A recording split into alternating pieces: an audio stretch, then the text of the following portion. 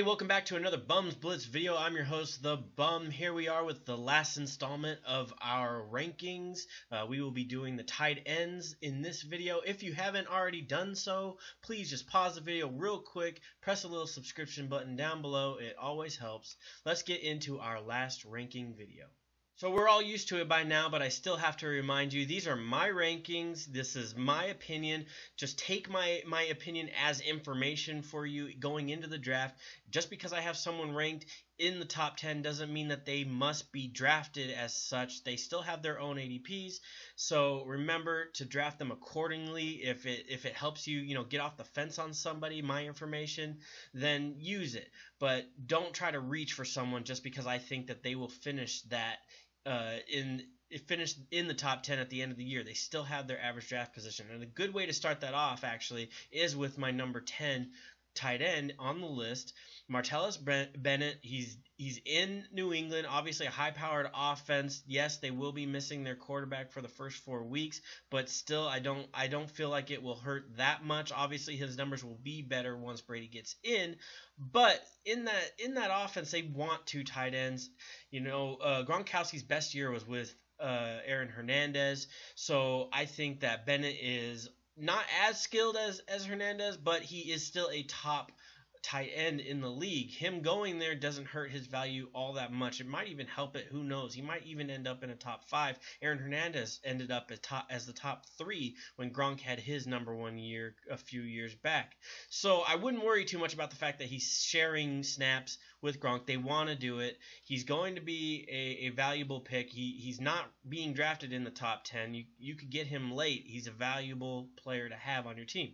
At number 9 is Zach Ertz. Zach Ertz is a guy that you have had a little bit of heartache. It might be a little bit hard to pick him, basically. But especially in that offense right now, it looks like they're having a little bit of issue with their wide receivers. If you saw them play last year, they didn't really make a lot of plays. You had Jordan Matthews, who in my eyes was a letdown. He really let me down. He had some good games towards the end of the year, but honestly, if you saw his games, he just didn't make the plays. So with that being said, they go out, they get the wide receiver from the Titans in a trade today. You have people speaking out how bad their wide receivers are. Well, this might mean good things for Ertz, especially if he could stay consistent. He may benefit from the fact that the wide receivers are just not that great, so they'll have to actually play into him more often. Next, 8. Coby Fleener, new team. He's with the Saints with Drew Brees. Obviously, the Saints want to throw to a tight end. Jimmy Graham, they really missed that last year. Hopefully, Fleener can pick it up. He's always had sort of like a mental thing with the game of football that has kept him out. So, that's something we've just heard from the Colts, that, he's not the smartest football player and it's kept him off the field in certain situations. Hopefully, he figures that out in the system.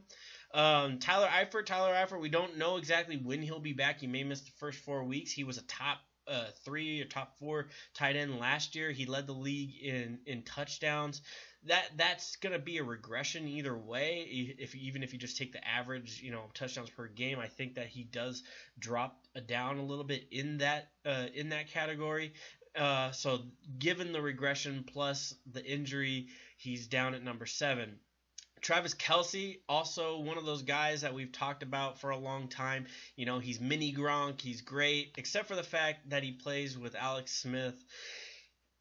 It just doesn't seem like they have the same kind of connection. The guy is a great talent. Maybe it is Kelce the reason why he's not getting the kind of stats that we think he can get. But honestly, Smith might be the reason, or at least the offense that they have to call because Smith is the quarterback. I'm not a Smith hater. I think he's a winner, but at the same time, he can do certain things, and it doesn't allow certain players to do what they can do.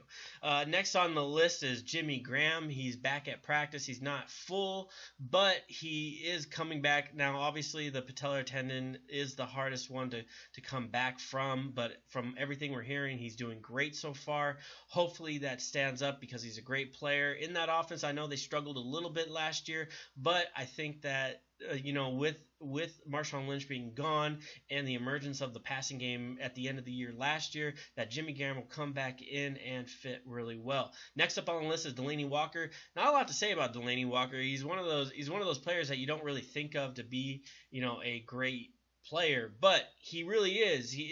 Even with all the struggles that they had last year, he put up massive stats. I think he had over 1,000 yards receiving. Great stats for a tight end. He's definitely a guy that you need to have on your team. Talk about him. Hopefully he falls back a little bit just because of the name. Who knows? Next on the list is Jordan Reed. Now, Jordan Reed is one of those guys, I feel like if he wasn't always getting injured, he would be number 2. But because of the injury risk, it's just inevitable that the guy gets injured almost. He's injured every year. I don't think he's played more than 14 games in a season. So I can't really get myself to draft him above a guy like the number 2 spot, Greg Olsen. Obviously, Greg Olsen is solid as hell. With Cam Newton, you're always sure that he's going to get the ball to Greg Olsen. He had 1,100 yards receiving last year. He was one of the best red zone threats in the league, if not the best. I can't remember what I heard, but I'm pretty sure they said that he's either the best or the second best red zone threat in the league. And, you can't beat that, especially with an offense that will score a lot more. Now, he might get some of that taken away from the fact that Kelvin Benjamin is back in the offense, but still there's a lot of opportunity there, and especially since the tight end position is so close when you get from basically 2 to 10, he still will give you that value.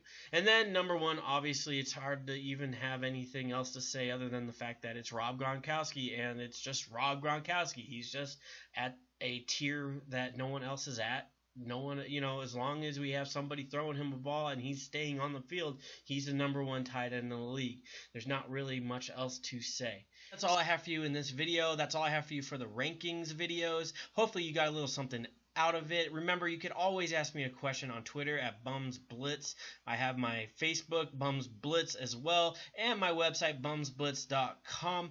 Hopefully you got something out of it. Please comment down below. Tell me what you think of these rankings, and we'll continue the conversation just like we have all week long. Again, until next time, I will see you guys later.